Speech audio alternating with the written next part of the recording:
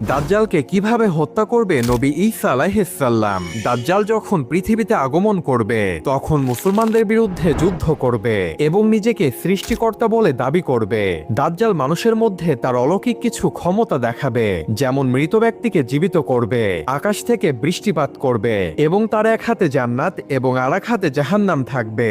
এর ফলে মানুষ বিভ্রান্ত হয়ে পড়বে এবং তাদের ঈমান হারিয়ে ফেলবে। আর যখনই এমন ভয়ঙ্কর ফিতনা তৈরি হবে তখনই নবী ঈসা আলাইহিস সালাম আকাশ থেকে দুই ফেরেশতার কাঁধে ভর করে পৃথিবীতে নেমে আসবে।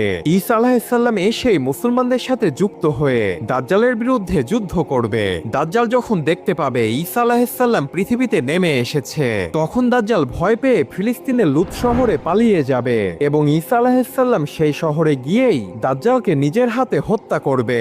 অর্থাৎ দাজ্জালের আগমন যেমন নিশ্চিত, ঠিক তেমনি ভাবে ঈসা নবীর হাতেই দাজ্জালের মৃত্যুও নিশ্চিত।